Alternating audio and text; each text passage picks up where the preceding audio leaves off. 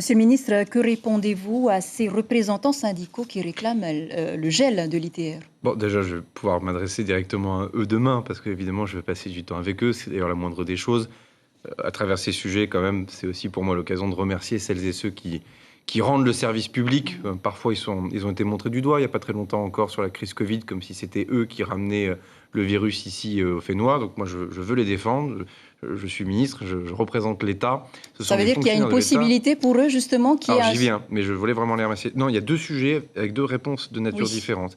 Sur l'ITR, attention, on a une réforme des retraites qui est en cours. On a fini par l'oublier parce que tout a été suspendu par le début de la crise Covid au moment des élections municipales en 2020, rappelez-vous. Mais le président de la République sera amené à dire ce qu'il devient de cette réforme des retraites. Et donc, je redis ce qui a été dit à l'époque, mais c'est important. On doit trouver une solution sur l'ITR dans le cadre de la réforme des retraites. En tout cas, j'aurai l'occasion de détailler tout cela demain avec les syndicats. Sur les centres matériels et moraux, pour le coup, il y a un sujet qui, me semble-t-il, devient urgent. Il crée un malaise et surtout une inégalité entre les différentes fonctions publiques d'État. Que vous soyez enseignant, vous travaillez au SARIA, que vous soyez policier, que sais-je.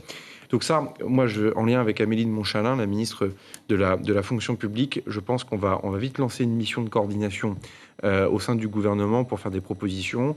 Les tables rondes, de ce que j'en ai compris, ne se sont pas tenues. Moi, je souhaite reprendre ce dossier. Je ne suis pas le seul ministre à décider dans cette affaire, mais il est clair qu'on ne peut pas comprendre et défendre des ruptures d'égalité au sein des fonctionnaires de l'État en Polynésie. Ça, c'est pas entendable et donc il faudra changer les choses. Justement, la loi EROM est là pour essayer de régler les choses. Pourquoi est-ce que dans la réalité, cela ne se fait pas ? Parce qu'il y a parfois beaucoup de sujets, parce que parfois l'art d'exécution est compliqué, parce que parfois l'éloignement, je n'ai pas de langue de bois, hein, mais l'éloignement, évidemment, avec l'Hexagone, peut créer aussi des retards dans certain nombre d'applications. Moi, je suis ministre des Outre-mer depuis le mois de juillet, donc je prends ma part. Mais ce sont des sujets qui doivent être traités, et dont je souhaite qu'on puisse. Il y a des solutions, alors ? Moi, je souhaite qu'on ait une méthodologie claire, avec des réponses claires, qui soient apportées avant la visite du président de la République. C'est le moindre des choses que l'on doit à celles et ceux qui ont servi la République et l'État.